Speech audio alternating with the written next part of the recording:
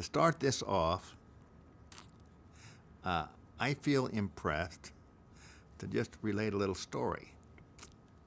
As this is how I understand the story, as my wife explained it to me, that a few years back, I'd say maybe 20 years back, my wife remembers that one of my high school buddies named Kent Taylor sent a poem for me.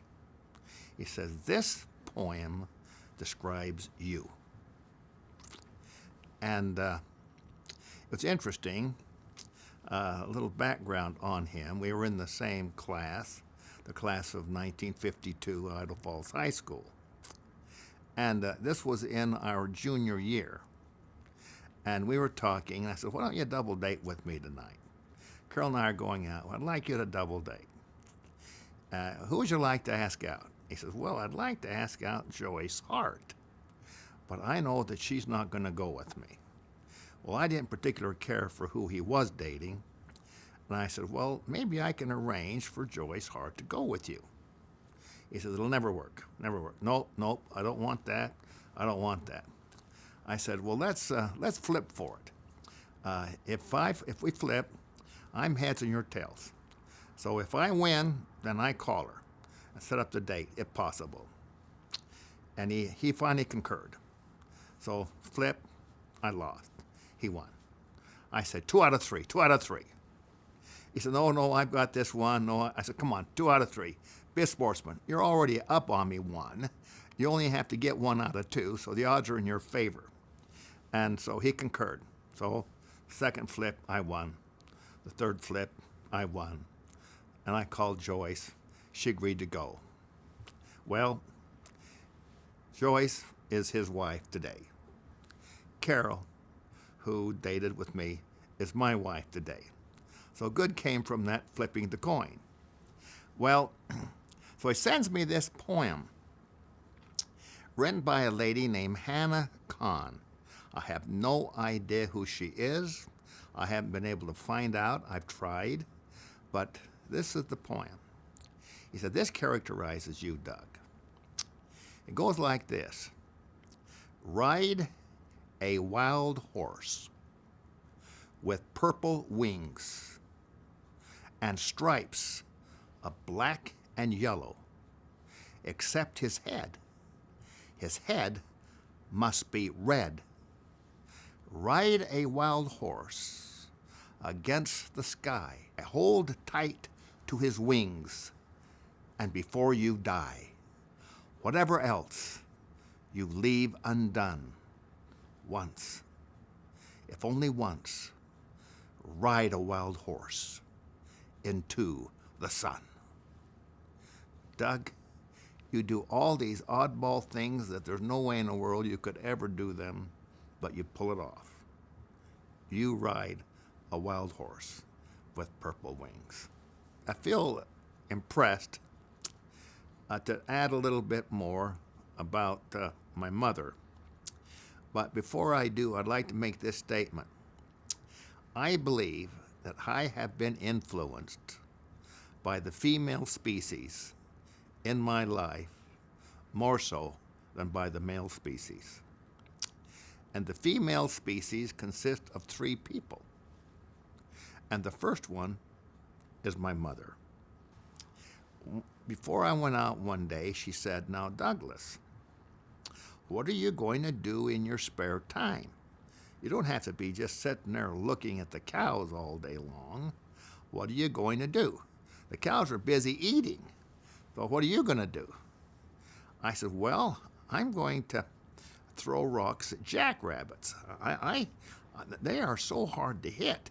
They just jump up and down, and I've been slinging these rocks, and I just can't hit a jackrabbit. So I want to see if I can hit a jackrabbit with a rock." And she said, "Now, Douglas." And she handed me a 3x5 card. And on that card was a poem. He said, "Now, if you memorize this poem, you'll keep that poem all your life. You'll benefit from that poem. This will be a source of inspiration to you all your life. Now, I'm going to give you 1 week to have this poem memorized.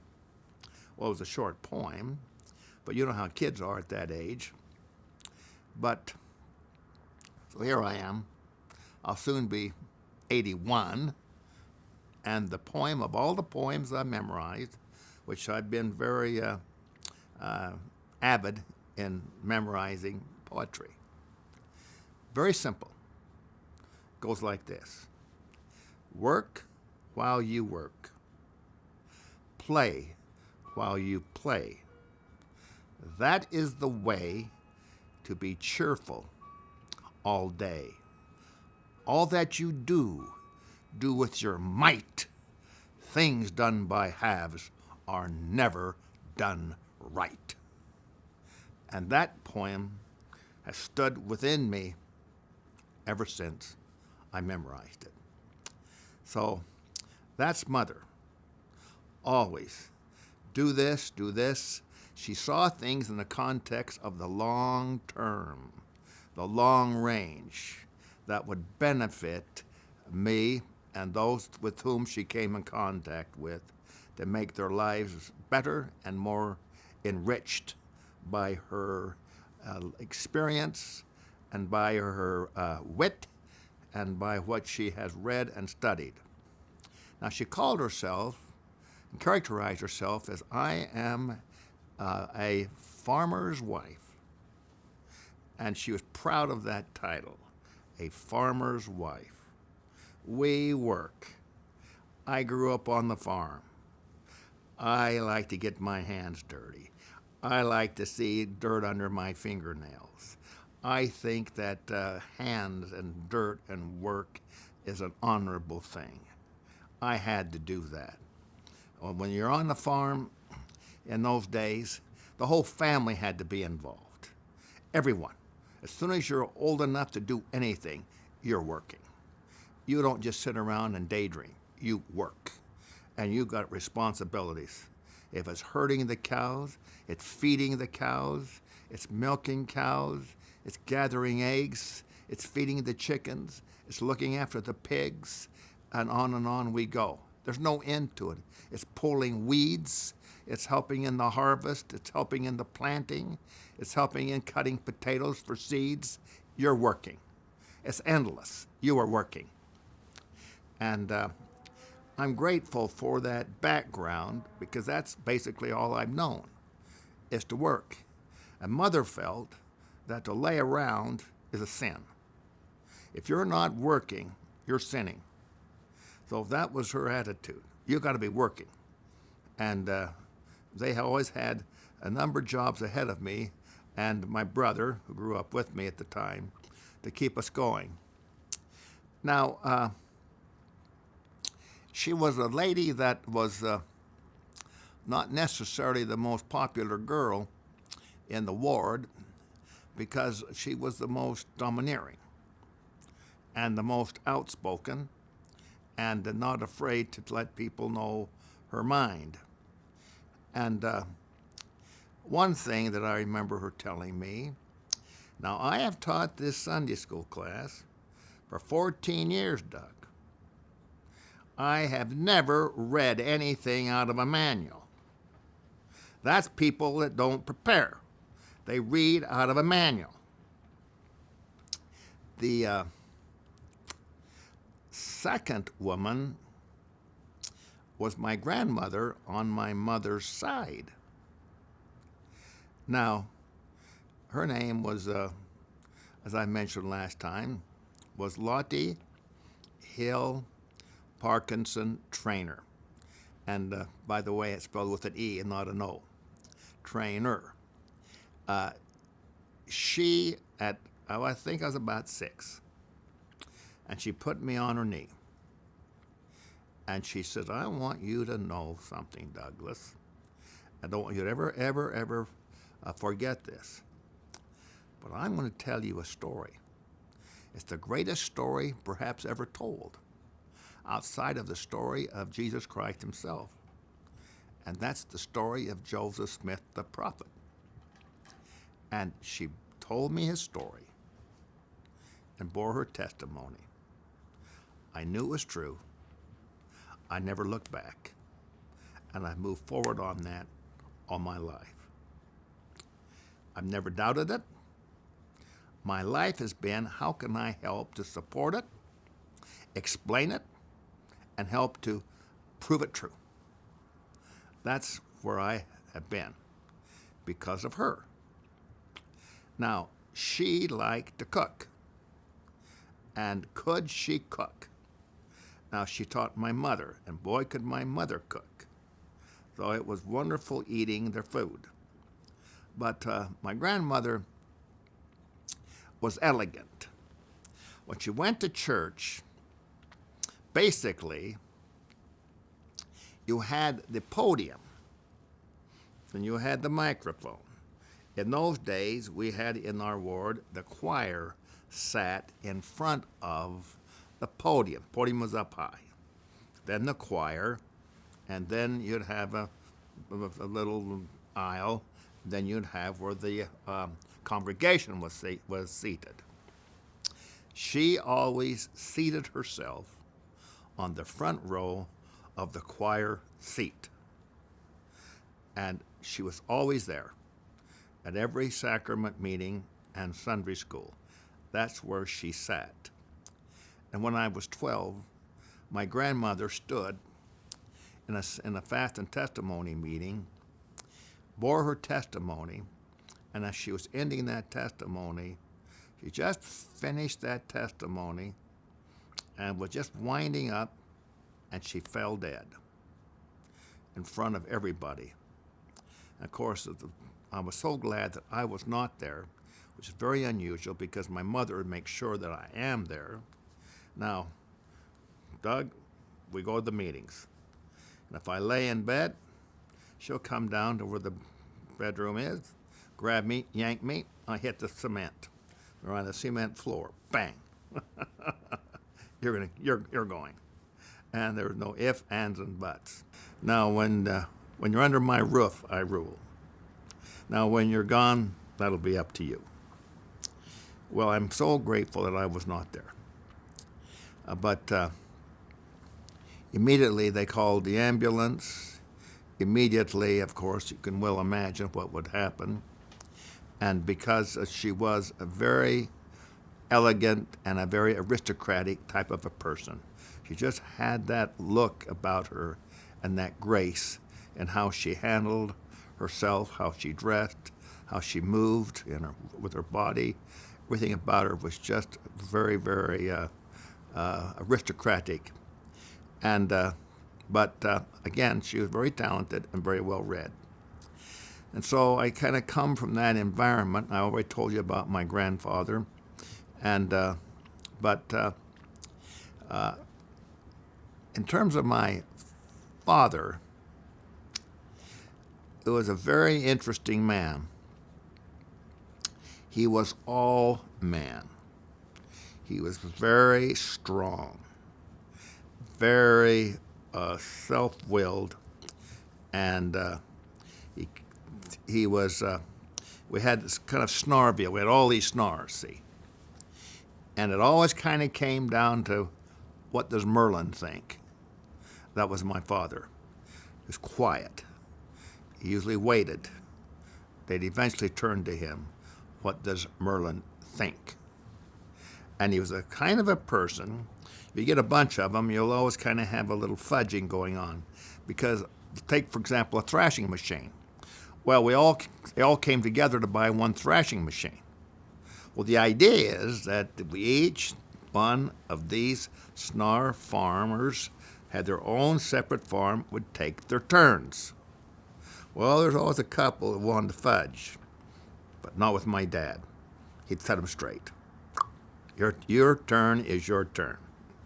That was my father, and he was commanding and dominant in that context. He was fair-minded, but you're not going to fool him.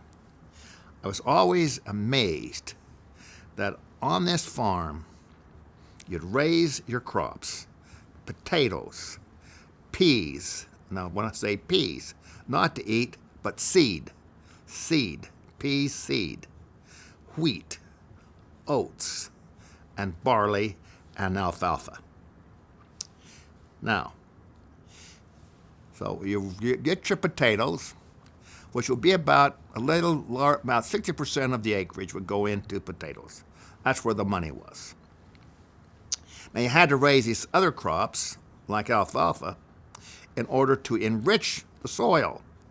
So you would have alfalfa for a couple of years, and you plow it under, and then it would enrich the soil. Otherwise, you'll deplete the soil quick because the potatoes draw so much from the soil itself to sustain themselves. Well, then you had the middleman. The middleman would come out, see the farmer, and they would work a price. They never signed any paper, nothing. We'll pay you this much for your potatoes.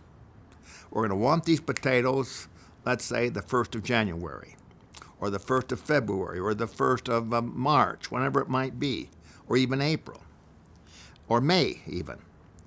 And so the farmers then would harvest the potatoes and put them in a potato cellar. And if that potato cellar would keep them through the winter months and until such time as they agree. Whatever that price might be that they agreed upon months and months and months earlier, that was the price that was paid for the potatoes. So the middleman was gambling and the farmer was gambling, because you don't know what the price of potatoes are going to be whenever it comes time to empty that cellar with your potatoes. So it's a gamble. And it was the same thing with the wheat, same thing with everything. But of course, we kept our own alfalfa. We always used the alfalfa to feed the animals. Well, his word was his bond. And many others were too. That's just the way it was. It was just wonderful to see how people worked together like that. The word was their bond. And without all this legal crap we got going on in our nation today, people sue over nothing. My father would think that would be a crime to sue. You work it out, that's it. You stick by what you say you're going to do, you do it. And so these farming people were an inspiration to me because they were steel true, they were blade straight, with 2 lines that Robert Louis Stevenson used to describe his wife. Steel true, blade straight, and there's 2 others, heart whole and soul free. That's these farming people. I prefer farming people over city people 1,000 to 1 to grow up with, because there's more trustworthiness there. There's something about the soil, the dirt, having to work with that. There's something about that in my experience, living in Washington, D.C., lobbying on Capitol Hill for 10 years, and the lying and the cheating. How many of those people are farmers? They're all a bunch of damn lawyers. That's what they are, damn lawyers. And they're not trustworthy. And they spin here and they spin there. All spinning means is to lie, lie, lie, and cheat. That's all the word means. But to do it in a manner which is acceptable with the press and all that. It sickens me with how depraved that we have allowed ourselves to become. But so I'm proud of that heritage of being and growing up on a farm and the hard work. Now, I admit, I had a cousin. Now, he was the son of Idaho's most prominent attorney. And that was my uncle, my favorite uncle, actually. But he was a city kid, see?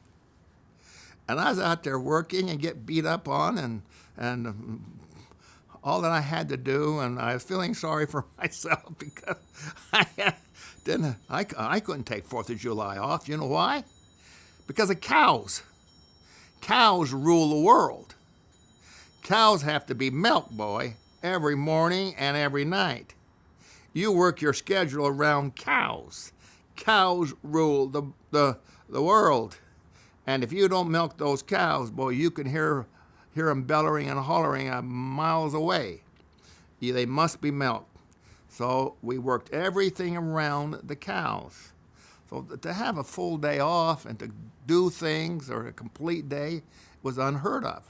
Whether it's the 4th of July, the 24th of July, whether it's Christmas or New Year, it makes no difference. Easter, whatever it might be, we put the cows first. And so that means my dad's got to be there, my mother is there, and we got to be there to help out. Now, initially, my job was just to help feed them. But as I got older and developed a little strength in my hands and arms, then I had to start milking. Now, we didn't have milking machines. We had to do it by hand. And, it takes a little strength. But my father had these massive arms, just big arms and nice wrists. In high school, they called him Airedale because he was a baseball player. He could hit the ball, and he just had that power in his wrists. Paul Johnson, in his book, The History of the American People, describes America. Paul Johnson is the world's greatest living historian, in my opinion. He's English, and he got the medal, Presidential Medal of Freedom from President Bush for the writing of that book. But the last chapter is called The Dumbing of America. He describes how America, its people, have started to become dumb. The dumbing of America. They don't dress right, on and on he goes. He describes it. And he's right. See, a people and a nation is only as strong as its common man. It's not the elite. Elite does not determine the strength of a nation. It's its common man determines the strength of America. What type of people settled the western part of America? It was poor people. It was the common man who came out here and settled the West. That was the kind of people that came here, the common man. And so I'm proud of coming from common people, but smart people, but with character. Samuel Johnson writes one line on friendship, and he said, there is no friendship without character, and there's no character without integrity. And then I discovered that in that common man is where the majority of that existed in America, across the board, as a kid growing up. Now, in terms of my life story, I had to work. So it became incumbent upon me that as soon as I was able to work beyond the farm, and I knew, says, I don't want to spend my life milking cows. I don't want to spend my life feeding chickens. I don't want to spend my life pulling weeds. I don't want to spend my life harvesting potatoes. That just requires just too much physical exertion. And my proclivity was towards art and painting and designing. What I want to do was to spend my life where I could express my, let's say, my talent. And I felt at an early age that I had a talent for drawing. I started off in the first grade, I was drawing pictures. And in the second grade, drawing pictures all the time. And so that was where I was headed. And my mother encouraged me in that direction. And I think she was very wise in doing so in terms of my benefit. But I wanted to get a job in the city. I mean, as much as I loved the farm and I was grateful for it, but I wanted to see what I could do within the city. And it became available to the school in the 10th grade that J.J. Newberry's, that is a five and dime store that competed with Woolworths and Cress's. J.J. Newberry's was kind of the new store on the block, moved into Idaho Falls. They got the best location and they got the biggest store. So the word went out, they're looking for a floor mopper. I applied for the job.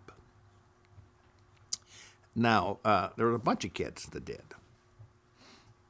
But to tell you the truth, I looked at these kids and I said to myself, these are city kids.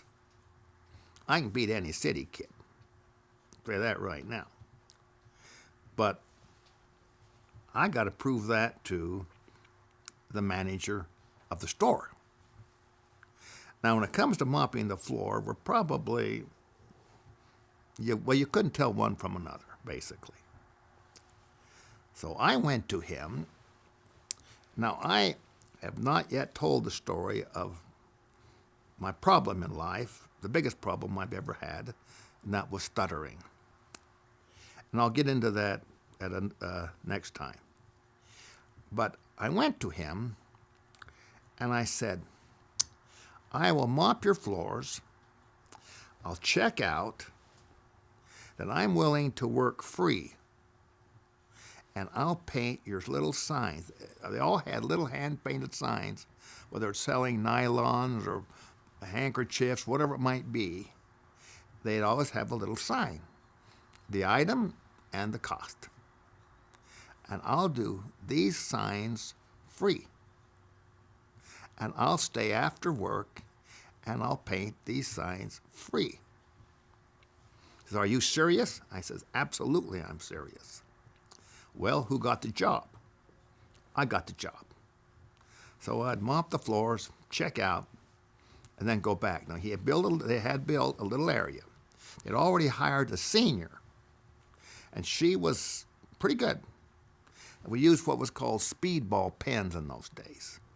A little metal pen with various points, various configurations, round, various widths, and various things that you could do. They had a multitude of different points that you could add to the stem, and so on.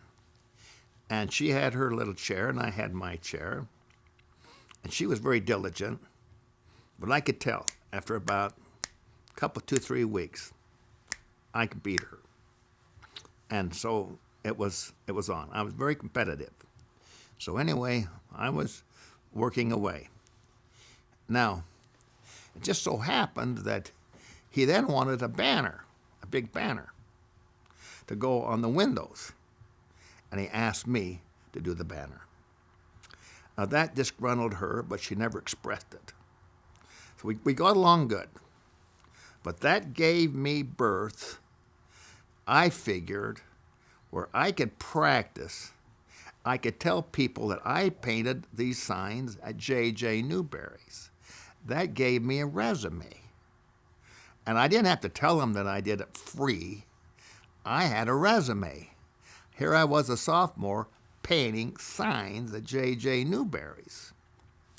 And then it got after about a year and a half at the job, I said, you know, who's the best sign painter in Idaho Falls? In those days, everything was done by a sign painter. Like today, it's all computers. That didn't exist in those days. It had to be done by hand. But there were 5 of them, 5 sign companies. And I said the best one was a guy by the name of Levere Hutchings. By far the best. You could just tell.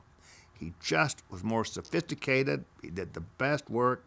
This was a very gifted painter and a very gifted artist. So I went to him. And I introduced myself. I had a hard time talking, so he knew that I stuttered. I said, I am prepared To come to work for you, I'll work for free. I will clean your brushes. I'll sweep out your shop. I'll do anything you ask me to do. I'll do it free.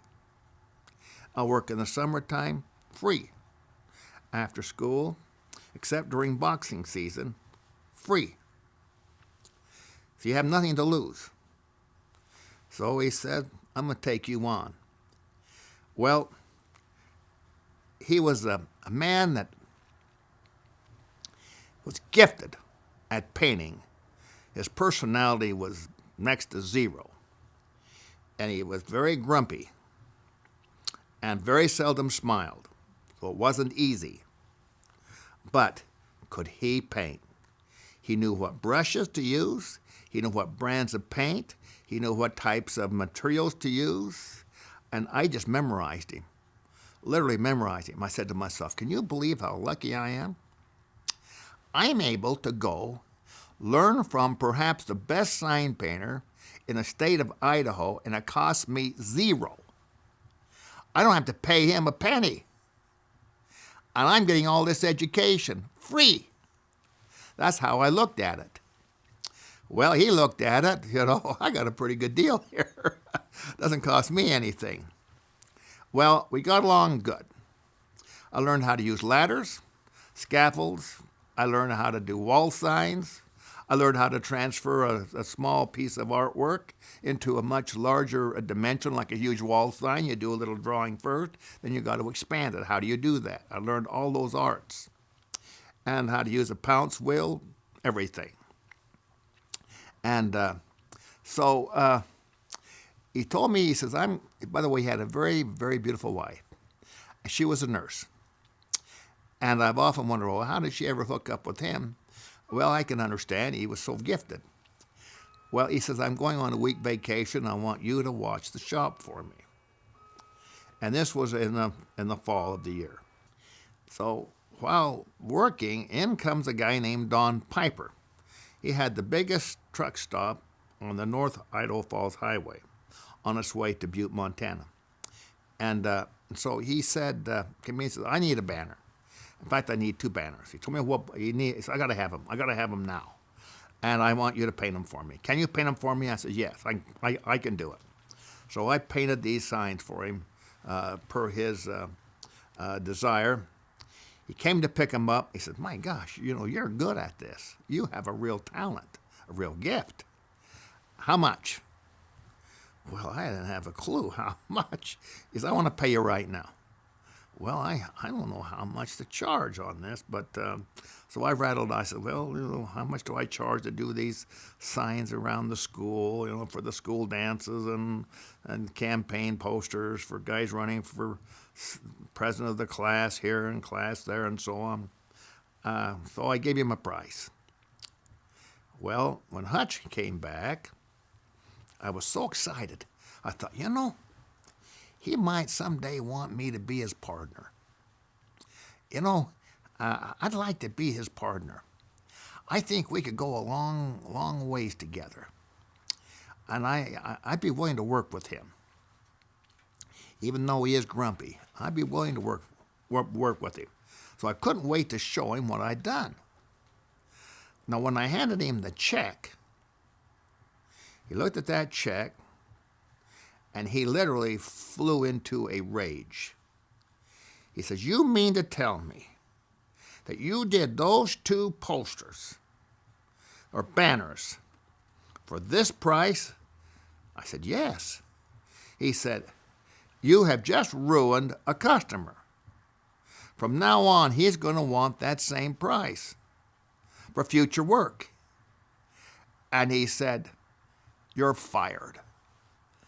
And I just went from top to bottom in an instant. And I remember it was a very cold evening. Now, in order to get home, which was 5 miles out of town, my folks would never come and get me. When I finished that day's work, it was my job to get home. I can't recall once coming to get me. They were tough. You got to grow up and be a man and figure out how to get around on your own, Doug. Well, I remember going to the highway, which I was very good at, and I was hitchhiking. And I remember as I was walking that highway, I had tears running down my face. And then it just hit me, I'm going to turn this into an advantage to me. I'm going to do big signs. And I'm not going to do little signs. I'm going to do big signs. And Hutch will wish that he had never fired me. And I'm going to do it. And so that summer, between my my senior year in high school and freshman year at college, I went in business for myself. And I called it Snarr Sign Company. I was 17 years old. My uncle, he did the papers, got me registered and all with the city and everything else. So everything was legal. Kind of looked out after me. I think he was very encouraging to me and kind of halfway proud of me for having the courage to go for it. Well, that summer, I decided that I'm going to do a billboard.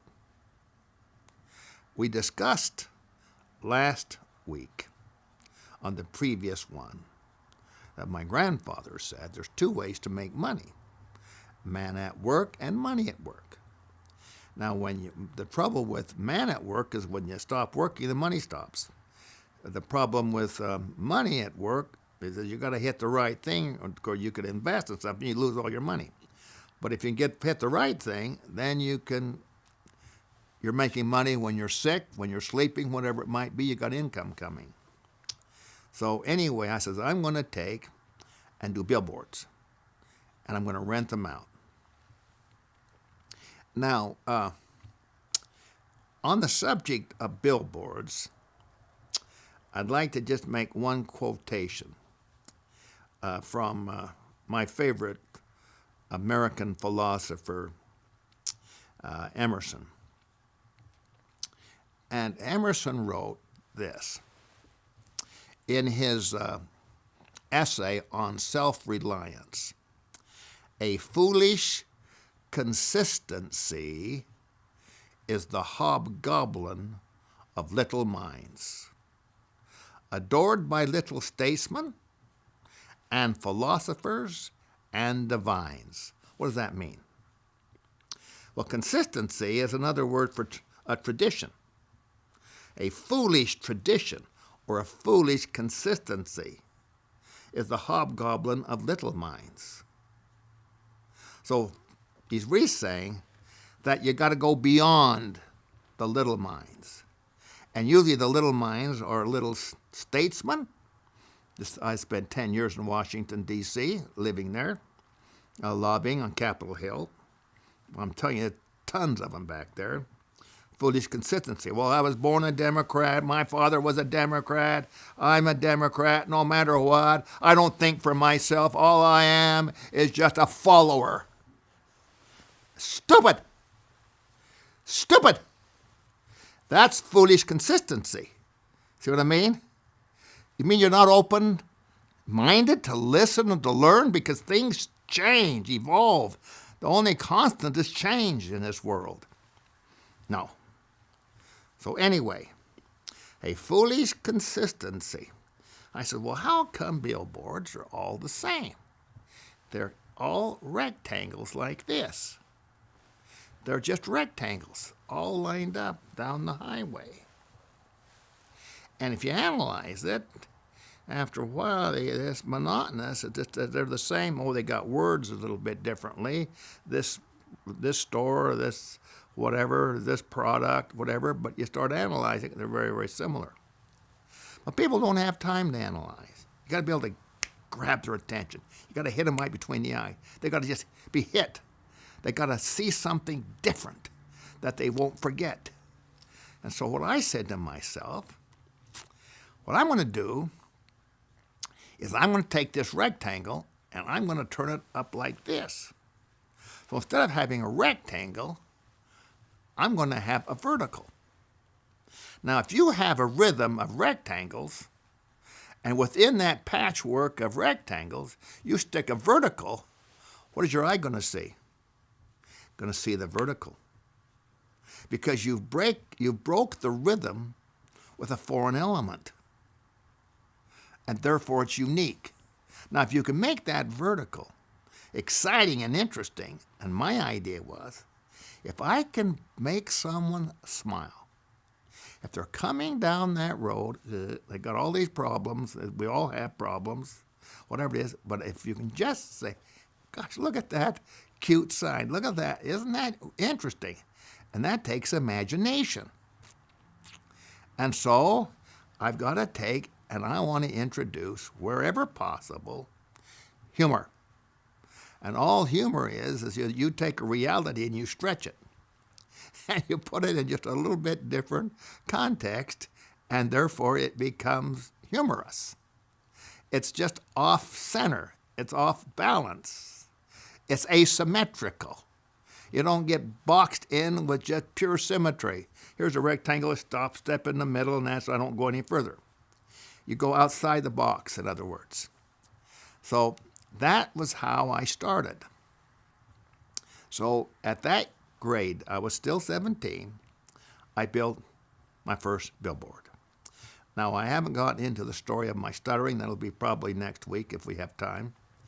And but I hired my best friend to do the talking. His name was Don Bybee. We just buried him 2 weeks ago. And we met at 4 years of age. Great loss to me. And so now I could tell him what to say, and he was smart. He got the hang of it. But I would create the designs, and I'd paint them, and he'd help me. He called himself Mr. Fill-In. I would cut outside of the letters, and then he'd fill in between the lines. I could draw the straight line down with the paintbrush like that. It'd be straight, and then he'd fill in the space. I'm Mr. Fill-In, he said. And but we just got along great. We're just kids, you know. We just started off, and we were so full of it. Well, we're going to beat Hutch. We're going to blah, blah, blah. He doesn't have any billboards, and I got me one built. And so I started off with the rectangles, put them on end. Now, it was a process that evolved. What I really did, there was an in-between stage. That in-between stage was I would create a cutout. And that was another element added to the general shape of the sign. And so eventually I had shape on shape like that on top of each other, all into one shape. But it was very, very unique, and the sign just stood out like that. And now, who is this guy named Snarr with these unusual signs? And I said, I'll only do billboards because I can rent them. Now, I got to get the money to build them. Easier said than done. So the key is this. I'm only 17 now. If I get a contract, that's a piece of paper. That contract is an asset. So I picked to find out who in town has good credit. And that meant asking around to the right people. And I got ideas from my uncle. Was this guy a good credit risk? Yeah, he pays his bills. No, avoid that guy. And so I got good steerage there to help me so I wouldn't end up building a billboard and then not being able to collect. But it was quite something because I worked it out to start off with. What I'll do this sign for, the first one, was $10 a month, but for 4 years. That's $480. That's a lot of money in those days. But $10 a month, you know, that's not too severe if you're talking to the right person. Well, you got the South Idaho Falls Highway, you got the North Idaho Falls Highway, and you got the highway coming in from the west. So there's 3 highways there. So if I work it right, maybe I could get $30 a month. which is $1 a day, and you got 3 signs.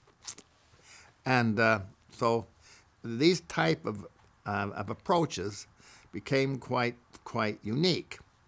Well, how many signs did I get built that first summer? I think right around 3 or 4. But that was quite an achievement for me. Now, I had to do some other work in between. I did some truck jobs on the sides of trucks, painting them. I did some wall signs to kind of keep going. I did a kind of a mixture that first year. So I go to BYU, and I got myself a business. And I'm already thinking on how to make money. Now, this brings me back to the third woman. My mother, my grandmother, but my girlfriend. And so I start off as a sophomore in high school, and I say to myself, who's the most popular girl in our class? Well, that was easy to pick out because all the boys were talking about one girl. And that happened to be Carol Stanger. And she was from the biggest house of anyone in our school. That was intimidating. Now, the next question became, and she was cheerleader all through junior high. She didn't run in her sophomore year. But what happened was I had to qualify myself because I had my eye on her. I saw her when I was in the 8th grade, and she was our cheerleader. I saw her. I'm just a kid. I'm 13 years of age. She's up there cheerleading. I said, that's the girl for me. Now, how am I going to ever get the date? In those days, we were dating in the 7th grade. Not like today. We were dating in the 7th grade, 7th, 8th, and 9th grade. Well, I didn't have a chance in those days. But I said, how can I distinguish myself to get her attention? And I decided that one thing that I could do is my hands. I could pull weeds, I could milk cows, I could pick potatoes, I could do all those kind of things. I could feed pigs, I could gather eggs, I could do all kinds of things with my hands. And I could paint signs. But I could also box. And I learned in the 1st grade, I think I mentioned earlier, that I could lick any kid in the 1st grade. And as a 1st grader, I could lick any 2nd grader. But I met my match with a 3rd grader. So I always felt confident with my fists. And I was always intrigued with boxing. And the most popular radio show to me was on Friday Night Fights. Would come over the radio. Don Dumphy was the announcer. And I want to know about Sugar Ray Robinson, and on we go, these great fighters in those days. Listening to these great fighters, Willie Pep, for example, just these great fighters, boxing. And he'd blow by blow. I just, my favorite show, a radio show. Wonderful. My imagination, I could just imagine how the fight was going. So in the 9th grade, I went over to the high school. So the junior high was 7th, 8th, and 9th. High school was, 10th, 11th, and 12th. So I go over there, and in our high school and school system, there were only 2 sports that counted. Basketball and boxing. Football was out. Boxing. That drew the crowds. Boxing. And what I liked about boxing is you're fighting somebody your own size. And so I go out and introduce myself to the coach. And as a 9th grader, will you take a 9th grader? He says, yes, we are permitted to take a 9th grader. You're the only one from the ninth grade that's even come to see me. And he weighed me, stripped. And I was 95 pounds. The weight is under 95, the initial first weight. Okay, so then let's see how you can do. So he gets me in my little outfit, and I remember after about 3 or 4 days, then I sparred for the first time. Now he put me in the sparring ring with a kid named Keith Mason. Now Keith Mason was a junior, and I was in the ninth grade, and he had already boxed a year, full year, and this was his second year. This is me. I'm just starting off. I'm green as grass. I like Keith Mason. I liked him a lot. He just died a few years ago. But we boxed, and I held my own. And he says, the coach told me, he says, you're kind of a natural. And but so was Keith Mason. But I was a farm kid. He's a city kid. So I felt like that I could hold my own. And we became great friends. But he taught me a lot. But I happened to be good at it. So at the end of the year, I now get a letter, a high school letter, IF letter in boxing. I buy my sweater. I got 4 stripes here. 3 are covered over, and I got 1 that's being shown. I'm the only kid in the junior high that's wearing a high school sweater with a high school letter and a stripe. Now I stand out. And so I compensate for my stuttering, which was horrible, and I'll get into that story later.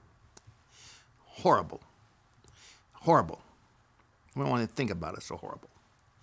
But anyway, still, though I can't talk much, but I got that sweater. So now we're in the sophomore. And I tell my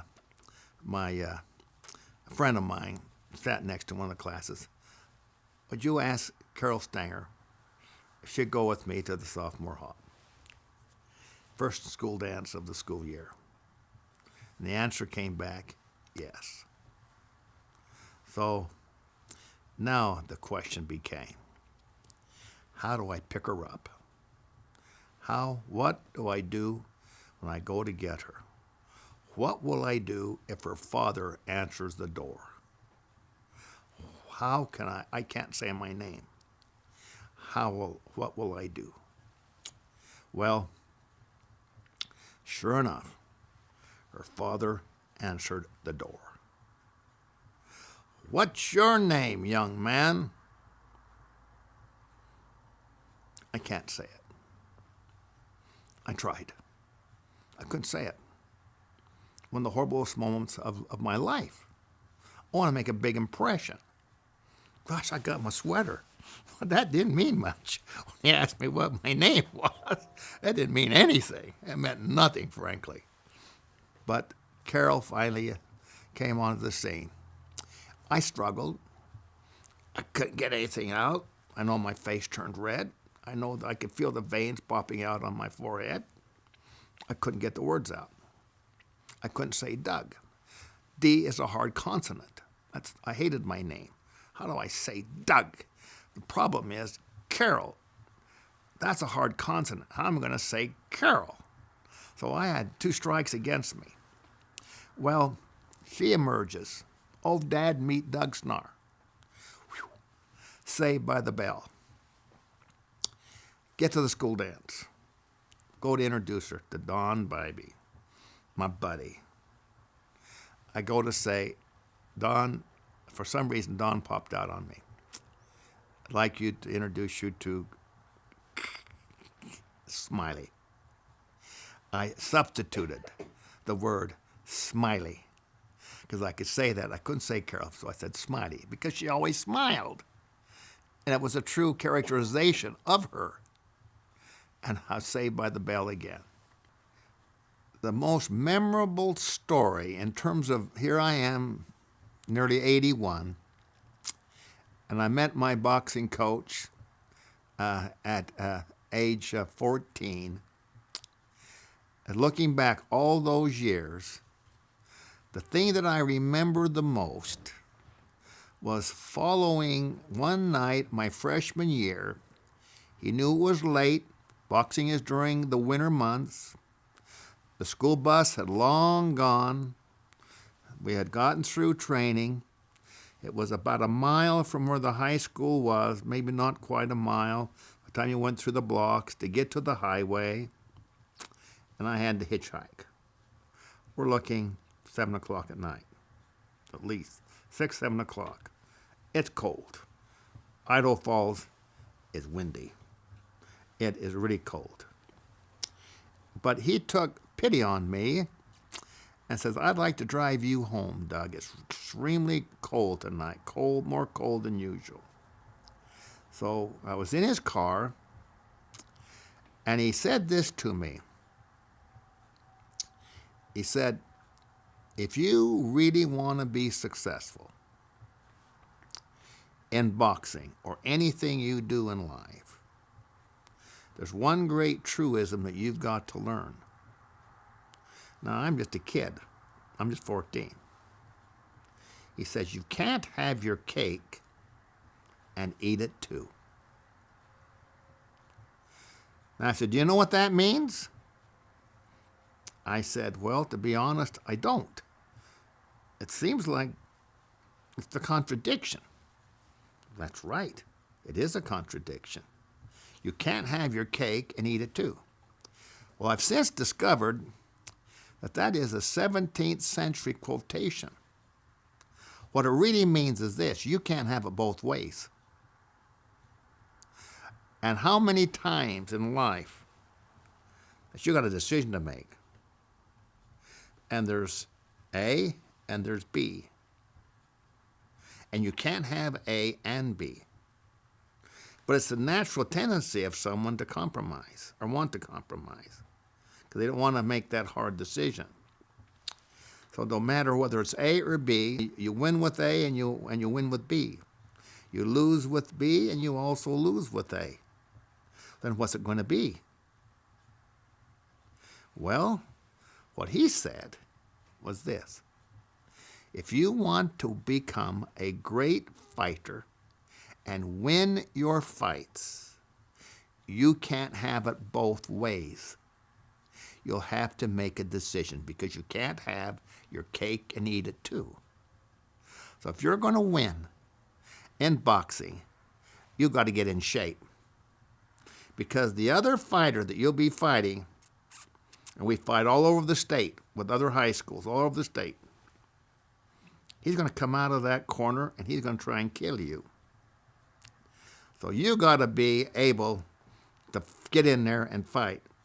And usually the one that's in the best shape will win the fight. So you have got to pay the price to get in the best shape. That means you can't have candy. You got to get to bed early. You can't. He gave me a whole litany of things. You've got to run 2 miles a day. You've got to spar every day. And you want the exercises and everything you got to go through. You're going to have to pay the price. Then you can win. That means you got to say no, no, no to the other. And as I look back on my life, that's one of the most profound things I ever heard. Because generally people, they'll make the decision based upon what is the most imminent and easy to do in the moment, in the near future, not the far away future. What is the easiest to do? And that generally is the wrong decision. So you got to see the big picture in order to win. And I just wanted to say that about this man, that he not only taught us how to fight, but he also gave us an attitude to win. Now to fast forward this a little bit, in terms of my father, you'll notice that I'm wearing two watches. This watch here is my watch. And I reached a point in my life where I said, I want to buy me a watch that I can hand down to my children, and that can be handed down to their children, and handed down and handed down and handed down, and be very valuable. So I was in a position, I said, I'm going to fly to Switzerland. And I'm going to devote 5 days, 2 days in Zurich and 3 days in Geneva. And I'm going to find me a watch. Now, I didn't know what I was getting into. I'm telling you, I can't even begin to exaggerate the number of jewelry stores in those two cities. It was exhausting. One just side by side by side by side, just unbelievable amount of stores. You just go into one, the day is half done and you're exhausted. And every place you go, this is the best watch of all. This is what you're looking for. This is where you ought to go. You buy this and you can't lose. I mean, all these sales pitches. But I went to Zurich first. I should have bought a watch. I remember him telling me, now, this is the watch that Winston Churchill wore. I'll never forget this guy telling me, this is the greatest statesman of the 20th century, Winston Churchill. This is the watch that he wore. And trust me, buy this watch, and blah, blah, blah, blah, blah. And, well, I didn't buy it. But, and I got into Geneva, and I saw this watch right here. I tried it on. I said, man, this watch, I couldn't wear this watch. It's too heavy. He said, you buy that watch, you'll adjust to it real quick, and you're going to watch the price of gold go just like this, up, up, up, up. You're going to make money with this watch. Well, of course, I didn't believe him. And when I come home, I bought one watch for my wife, none for me. Then I had a little inscription. They got all this talent over there, and they were expressing my love on the back of the watch. I brought her home a watch. I came home with none. But I kept thinking about this one. So I called him. He was an American, born and raised in Brooklyn. He was a Jewish guy. He really knew his stuff. Smooth as can be. Well, there's something about this guy that I actually trusted him.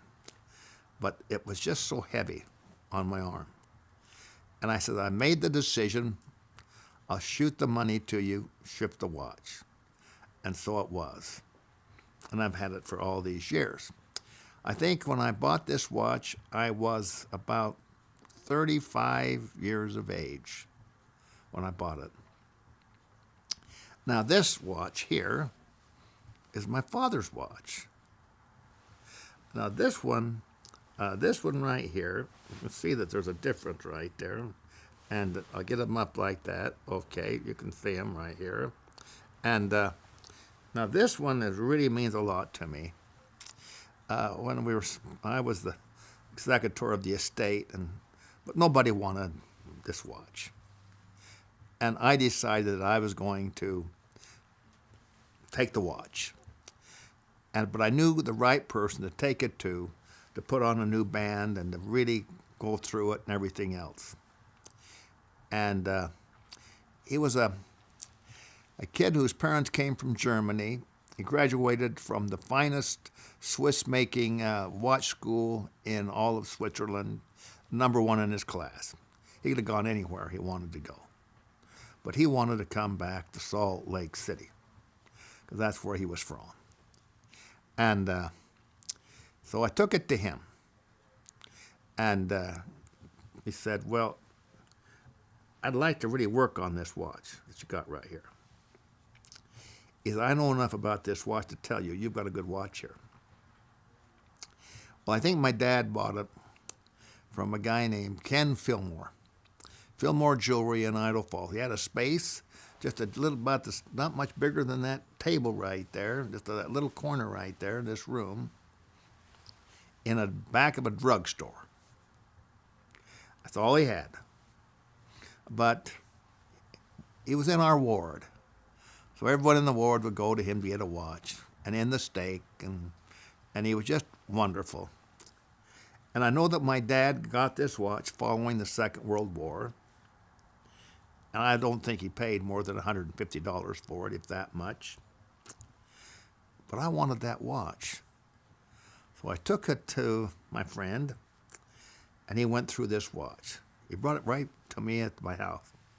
He said, "Have you any idea of what you got here?" I said, "I don't have a clue. I don't know anything about it."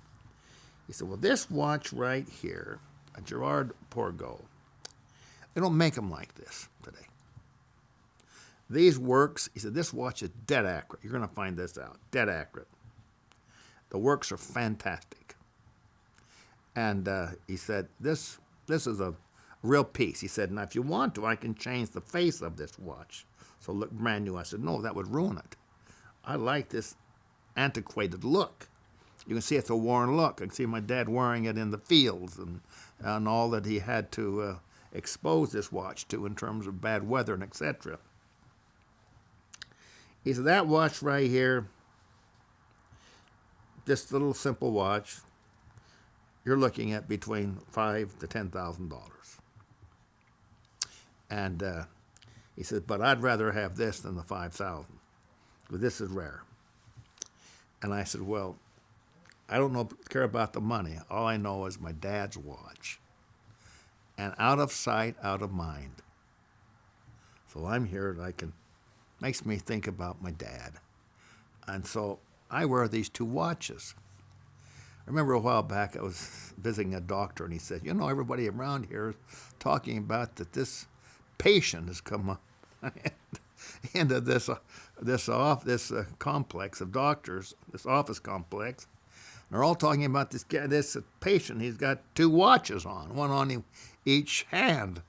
And he said, "Now, what's the story?" So I told him the same thing I'm just saying now. This one is in honor of my father, and this was the watch that I chose for me. Well, my father, one of the things that he did that I think is rather amazing is that he was on a farm. That one of the key peoples that would keep these farms going is a blacksmith. You don't even have blacksmiths anymore, hardly, nowadays. Something doesn't work, you throw it away and replace it with something new. Equipment has changed. Everything's changed. It's all new. It's a whole different world. But the blacksmith, because the equipment that they used just had to break down, and you got to be able to weld, you got to be able to do this, do that, and there's some things that you can't do yourself. You've got to have the blacksmith. The blacksmith will either come to you or you'll take it to him. But my dad got the idea that he was going to create a potato combine. Now, what I mean by that is the way it worked in eastern Idaho, the state that's noted for its potatoes, it's russet potatoes. Because a russet potato is a very mild tasting potato. It blends with anything practically, but it has a little more of a fluff to it. So it's the best baking potato there is. And my dad maintained that instead of having a potato digger that would go like this down the row, digging the potatoes, up would come the potatoes, vines, clods, and everything else, then it'd fall off the back of the potato digger.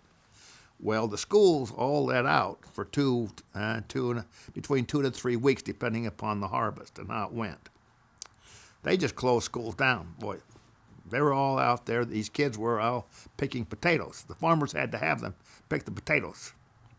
They put the potatoes into a basket, and you always work with 2 people.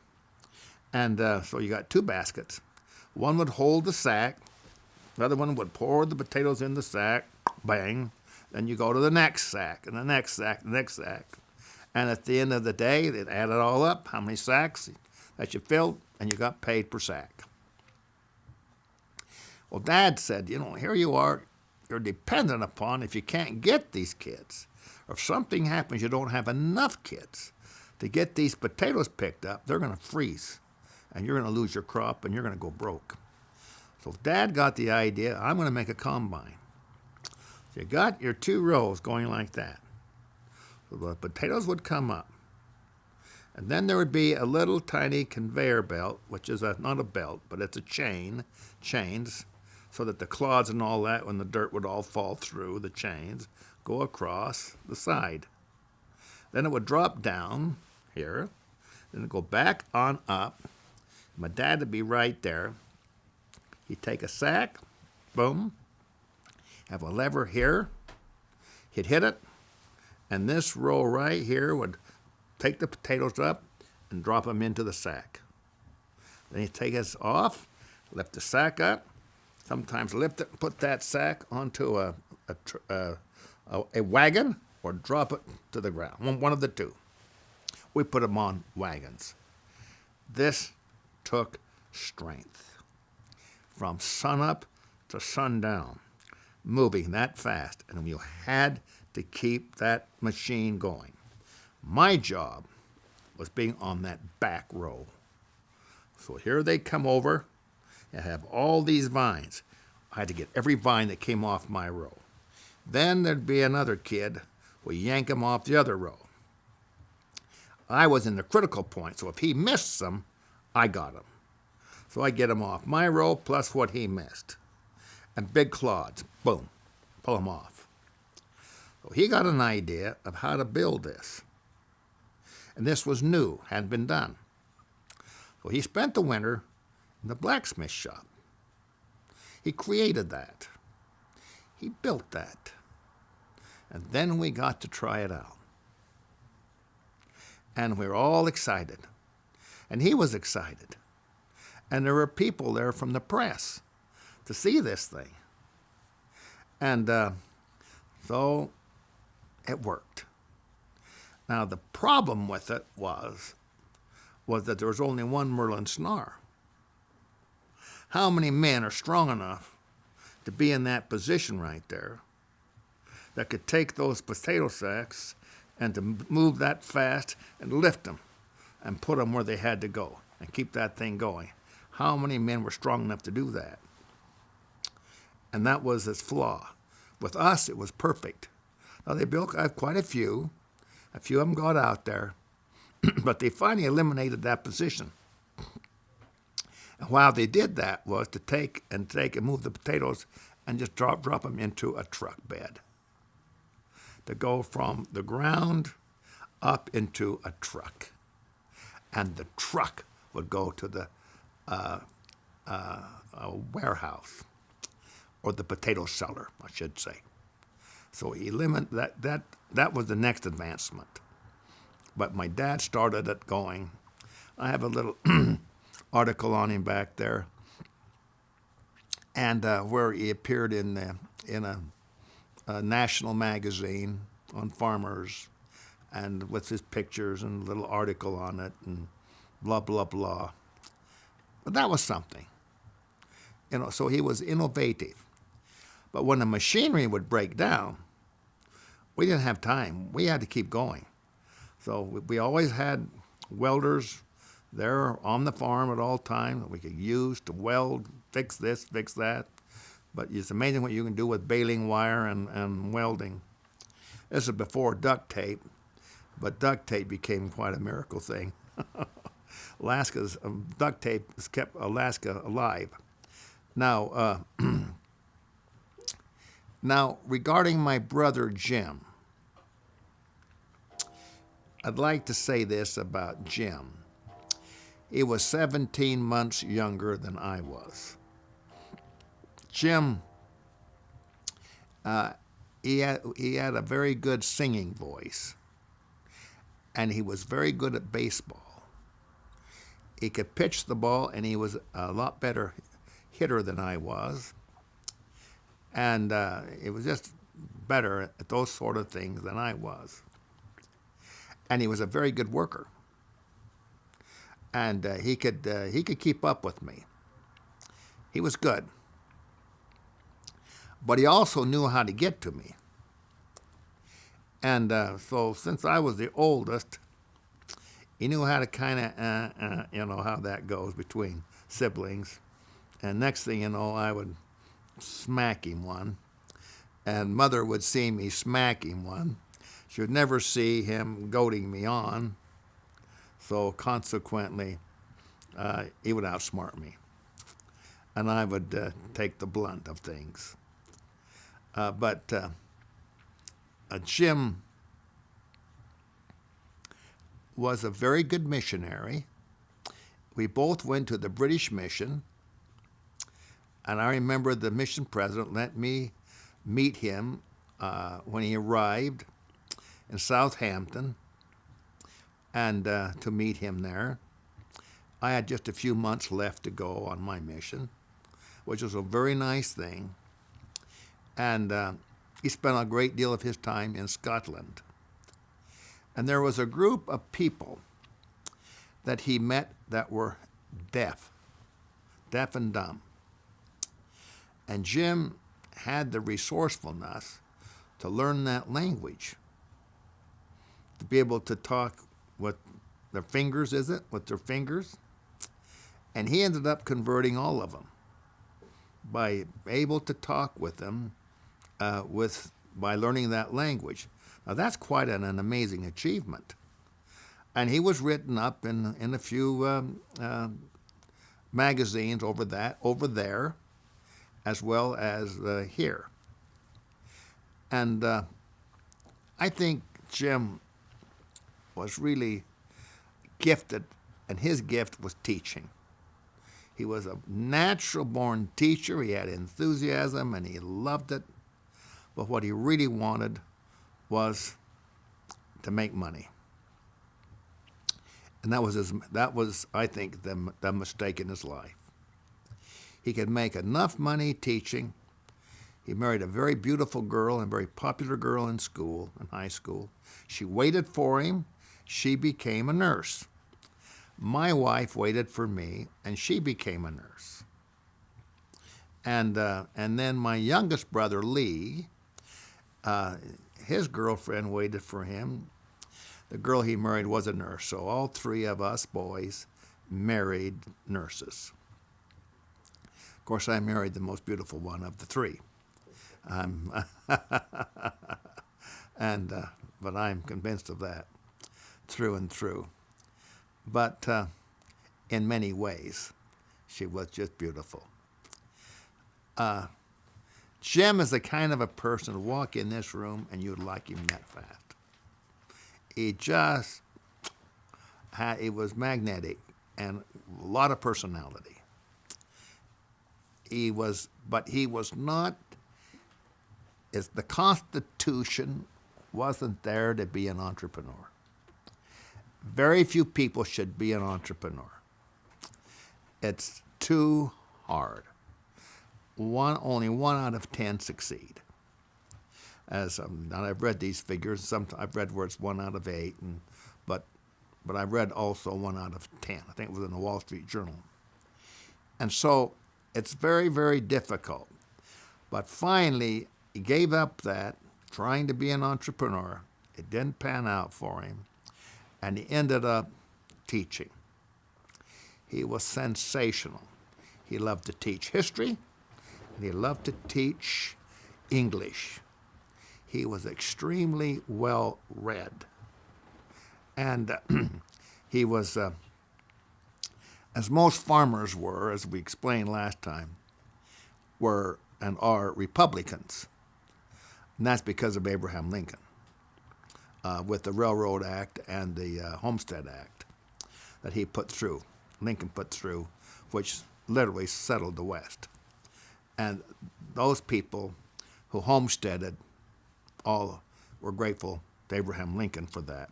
So that gave birth to the Republican Party, and he was the first Republican president. And furthermore, He was one of the original founders of the Republican Party, was Abraham Lincoln. But Jim was, to me, fascinating to talk to, because I could ask him a question, he could just take off going. And he'd always have something to say. And I think we got along pretty good. I don't know whether he really liked me. If you want to know the truth, I think he liked me, but I don't think that I was the best company for him. But as kids growing up, we had a lot of fun, because we had a canal that went right through the farm. And we would swim together, and we'd do all these things together. We would work together. He was a very good milker. He carried his weight in terms of the work. We had an orchard. He was great at picking the apples. We made our own apple cider. He was good at that. Jim was a good worker, a hard worker. And he, of the family, was the only one that got a degree. I don't have a degree of any kind. My brother Lee, the youngest, does not have one, and my sister does not have one. But Jim has a degree, and he got it from the University of Utah in teaching. So we got to take our hats off to him on that one. But I just got so involved in business so early, and I was so successful at it. I didn't have time to stop. I was overwhelmed with responsibility. I had to keep going. And so it is. I don't know what else to tell you about Jim. I thought he was a very good-looking guy, and one thing he loved was to cook. He took cooking seriously. He always wanted to own a restaurant, and he came to me to help him finance that restaurant. But my common sense told me that restaurants, very few make it. I don't care how good you are. Very few make it. It takes timing. It takes the right location. It just takes the right combination. And it's just one of these things. It's a very risky thing, because it's an easy entry. It's easy to get into restaurants. And therefore, there is an overpopulation of restaurants. So you're going to have a certain amount of lossage in that. It's just the reality of it. And so my common sense just told me, Jim, as much as you love to cook, just cook. But don't try and make a livelihood out of it, because it could cause you great grief. You're a natural teacher. Christ was a teacher. Be a teacher.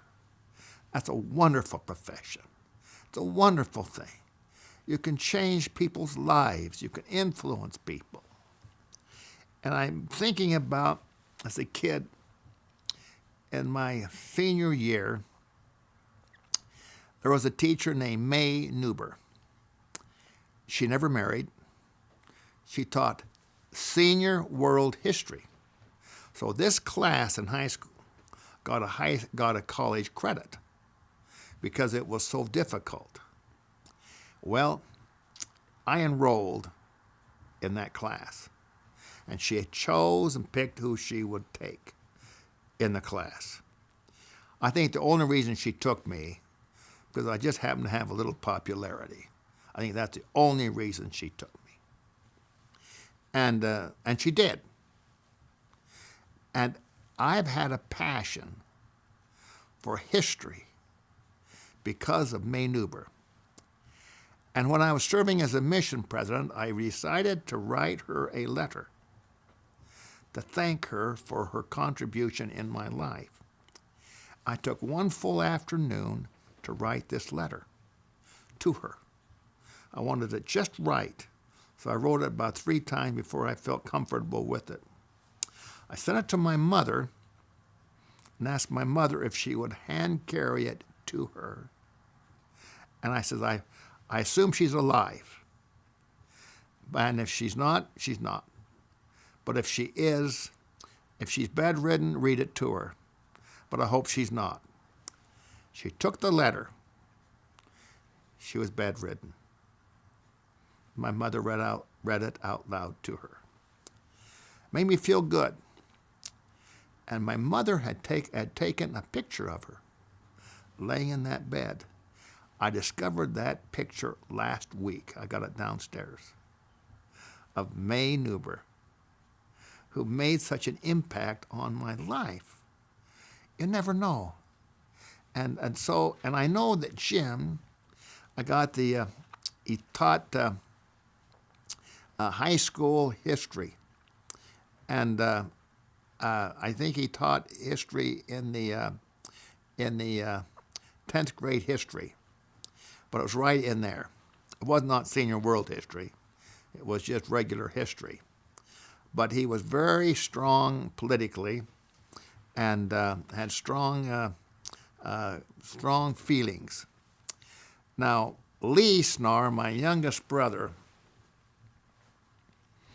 he grew up when my dad had leased out the farm. So he didn't have to worry about working on the farm. He had full attention of my father. And that meant that Lee would go to the baseball games with my father. And there was a local Idaho Falls baseball team. My dad never missed those games. So Lee would go with my father.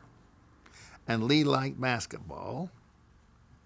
And Lee was quite religious. And he was good at working. And Lee has grown up to be a natural salesman. And he's gone into the selling of Mormon art, both in pictures and in statuary. And he has customers from coast to coast. He's done extremely well at this. He's gifted. And he's not scared to call anybody on the phone. I don't care who you are. He calls, I got this piece by so-and-so of Joseph Smith doing this, whatever it might be. And he has an eye and an ability to determine the value of paintings, of Mormon art, and of statuary. The value of these and how to resell them. And someone, they might buy it, and then later on they get older and they don't know what to do with it, and they call Lee, and then he buys it back and goes on and then resells it. He does all kinds of things. He's currently serving a mission in British Columbia, and he's been on 3 missions. At, of course, age 20, he went to Calgary, Canada, and then he and his wife went, this was 3 years ago, to Palmyra, and in that area in New York, and then now he's in British Columbia, serving his 3rd mission. So he's very committed, a lot of personality, loves sports, and I'm proud of him. I'm really proud. I'm proud of both of them. My sister is better than all of us, and her name is Dorothea Ann. We call her D.A. Now, she is 10 years younger than I am, and Lee is 20 years younger than I am, and Jim is 17 months younger than I am. So there's quite a spread there. But D.A., she and her husband moved to, she married a returned missionary. They moved to Scottsdale, and they've been there ever since. She's been the Relief Society president in her ward twice, and she's been the Stake Relief Society president once. Like my mother, she can stand up and she can spit it out. She can express herself. Now, she's had to work very hard all of her life, but she is just, to me, she's the best one of all 4 of my parents' children. I just think that she's an angel. She's been good with her children, good mother, hard worker, She's had to work her whole life. Her husband's worked, but she's had to work also. It's just the way it's been for her. But I love her. Now, she's the one that would go up as my mother. When my father died, my mother lived for 15 years. Can you imagine out on a farm, 5 miles out of town, on a country road, in a home, all by yourself? That was my mother. And, my aunt lived a half mile away from her. My Aunt Margaret, give me a quarter of a mile away from her. Then further down the road is a half mile. And here she is. Now, there was across the street and down a little ways, Ronald Snarr's home. They moved, and there was a couple that moved in there. But my mother was on her own. And she's not scared of anything. And she loved to go to sacrament meetings, so she went to 2 different wards every Sunday. She did 2 sacrament meetings. Now, a practice that she did was because she had quoted and memorized so much in her life, she'd go to these old folks' home and these nurseries and that around, and she would entertain. Just donate her time and quote poetry to them and just talk with them, these older people. And she did that on a regular basis up until she died. One story about her, when I got a call from the bishop saying that she's not doing well, but she will not let us take her to the hospital. And I said to the bishop, you tell her you're going to take her or else you're going to call the police to take her. So with that, she went. Now, there's 2 stories I'd like to relate. While being up there and looking after her, she was in the hospital 1 month. She never had 1 cavity in her whole life. And she's lying there in that hospital bed. And the bishop came to me and he said, I would like to ask you a question. Now, you've been to Washington, D.C., you lobbied bills through Congress, you've done all these things of public speaking, you've introduced the President of the United States, had a big rally in Salt Lake City, Ronald Reagan. He says, I've heard, and your business was amazing what you were able to do there. All these things that you've done, could you have done them if Annabelle Snarr had not been your mother? I said, no. I could not have done them. And I couldn't. There's no question about that. So I was blessed to have had her in my life. Now, 4 days before she died, she's laying in the bed. And I went into her room, her room alone. And she raised up in the bed. And she is very firm. She said, Doug, you're good at public speaking. Doug, you're an artist. You can paint. Doug, you've been successful in Washington, D.C. Doug, you've made a lot of money in your life. Doug. And she went on and on. Then she stopped. Doug, you got all of these things from me, and don't you forget it. And laid back down in bed. 4 days later, she was gone. So that's but there's a lot of reality to that.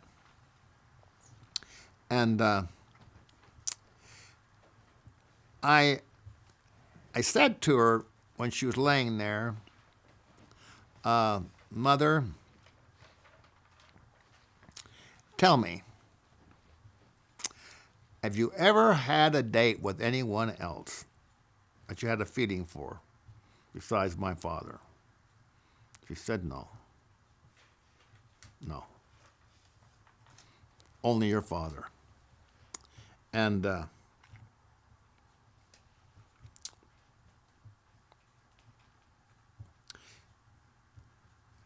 but yet, I had to go see Aunt Margaret.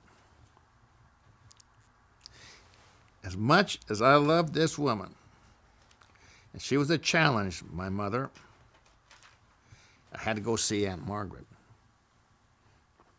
Just a stone's throw away to get those pancakes. Last summer, up in Idaho Falls in the Osgood Ward, a party was thrown, a birthday party for my Aunt Margaret. She was 100 years old. Now, I remember Aunt Margaret and that potato combine. The tractor, the Alice Chalmers tractor, pulled that combine, but who drove that tractor? Aunt Margaret. Regardless of the temperature, regardless of the wind, regardless of how dirty, I mean, you'd have dirt so thick that it'd get in your mouth and it'd stick to your teeth. Aunt Margaret. And always a smile, no matter what. And I get so tired about like 3:30 or 4 o'clock.